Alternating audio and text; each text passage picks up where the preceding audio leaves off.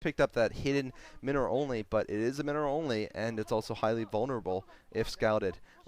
Meanwhile, we did see a starport, so we could be seeing early vulture drops here from Fantasy. He loves that move. Wouldn't be surprised. All right, there's Stork putting down a pylon in an interesting position, kind of as a blocker.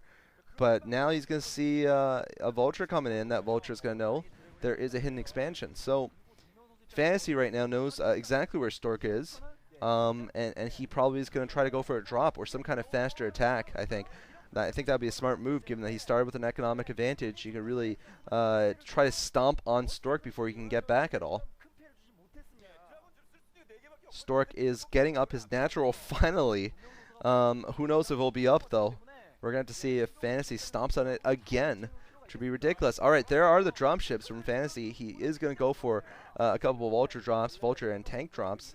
Certainly a strong move, especially when your Protoss opponents like this is in this situation here with not much tech of their own, like shuttles and stuff. Pylon wall, actually, at the bottom left, but it's not going to hold for long. Yeah, as you see. Tanks, Vultures, Mines. I mean, really, Stork can only watch here as his pylons go down. We're going to see what else he can do. I mean, on a hill like that, Terran is just ridiculously strong. And there, Stork now is going to be moving some units into the back. Fantasy is going to be bringing units into the back there, and maybe one more Nexus will go down, although there's only one tank, so maybe not. Lots of damage being done to those Dragoons, though. And, okay, it will be taken care of. There is an Observer, finally, so Stork will not lose more units, but look at this. Fantasy, sorry. Fantasy is going to be going for a drop. This is one tank and two Vultures. This drop right now, wow, pretty work there from Fantasy, just trying to really do some nice micro there. Oh, more micro, Boxer-esque here. Oh, wow, really Boxer-esque micro. I gotta say, I love this stuff. This is from like old Pimpus plays. I mean, these tanks have been doing so much damage because of this constant picking and dropping. For those of you who don't know, if a Dragoon shot is going towards a tank on the ground, and you pick up the tank in a dropship, it won't take any damage, nor will the dropship take any damage. So that was part of what he was doing there, basically catching these tanks before they took the damage from the Dragoons, and that certainly is critical. I mean, this micro has really continued to hurt Stork. Fantasy now moving in to the natural of Stork's. Oh man, Stork getting torn apart here economically, and I think, like I was saying before, I think the verdict was determined when he lost his natural. I think the rest is just basically, just a show. And I'm just not sure that Stork could ever have come back, although he certainly has made a good try of it. Still, Fantasy looks like he's probably going to be able to take down part of that wall and move more units in. And really, Stork just does not have the tech, does not have the number of units to take care of all this. He is going to try to go for an attack. That's a smart move, I think. In that, you really just have to keep the initiative when you're behind like this. You really cannot let the enemy dictate more attacks for you. It just will not work. Alright, so Stork right now trying to do something with his Dragoons. Oh man, Brutal walking into another minefield, although this time, but with the brilliant tank micro, it looks like Stork is going to lose these Dragoons and almost manage to kill off nothing there, although the dropship finally get that annoying dropship, which is doing those micro tricks.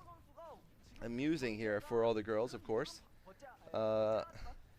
And Stork just gonna have to pour some more units in somewhere. I mean, maybe on the left side there would be a chance, although I think tanks are gonna stop that very soon. So Stork definitely has a lot of basically coming back to do here in this game, I feel. Right now he is, he's managed to expand twice, but so has Fantasy. Stork right now bringing 3 Zealots up to the upper left. Looks like Fantasy could have microed against them, but he's not going to. So those Zealots are going to survive and maybe get some harassment done. We're going to have to see. Stork also bringing Dragoons up. And right now being countered by a couple of tanks from Fantasy. So Stork persisting. He does have some Zealots at the upper left now. That's certainly going to help him out. We'll see. I mean, right now he is able to kill some SCVs, try to regain some lost ground here. Looks like he's going to put some tanks on the top with his dropship. I think right now Stork is doing a decent job harassing, although, like I said, I still think he's a little bit behind from the previous exchange. We're going to see if Stork can use his magical recuperation skills, though, his regenerative skills, to come back this game. I mean, Stork has come back from ridiculous odds in the past. In fact, it's often a hallmark of his games, actually, that he wins, that he falls behind at some point in the game, and then he comes back. We've seen that so many times against Terran, and usually it's the other way around, in fact, that Terran's usually better at coming back, but Stork is just the master of doing it. I mean, against lots of great players, he's done it, and we're going to see if he can do it this time. He is managing to stop Fantasy's mining here at the upper left. There's a picture of Sun Byung-gu, Stork himself, known as the dinosaur toss because not because he plays like a dinosaur or he has ancient strategies, but because he once dressed up in a dinosaur suit for his girlfriend, who also is a part-time dominatrix, evidently, into dinosaur costumes, however bizarre that sounds.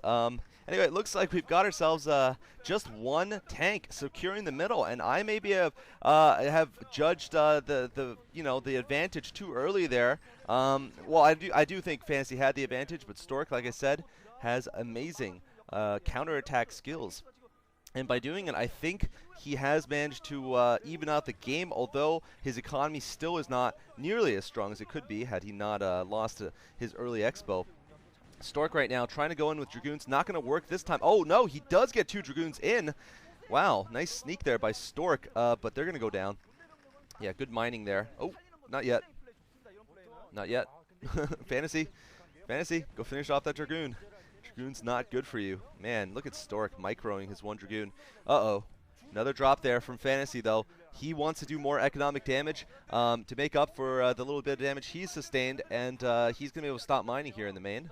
Stork has shuttles, though, and he should be able to clean it up with whatever's inside of that shuttle, although he needs to do it before he loses more probes. Oh, nice catch there by Stork, picking off the dropship. He's also up to Templar Archives. He's got a lot of gateways. That looks like 10 gateways. Very, very good. And I think now he will have the economy to back it up. Notice that Stork has built cannons around all of his expos. I think that's a hallmark of safe play as a Protoss versus Terran. And I always point it out. I always like it because I'd say maybe like up to a half of Protosses still don't do it against Terrans. Even in the mid game, late game, they don't build those cannons. And then they get screwed when like 3 vultures come and kill all the probes for no good reason. Anyway, Stork is going in right now with kind of a manly attack here, I gotta say. No magic units, no dropships, just a lot of zealots. We're gonna see if he has the testosterone, though, of a player like Reach. Is he gonna be able to do this? It looks like he is gonna be able to. He's breaking in right now, and Stork right now may have actually taken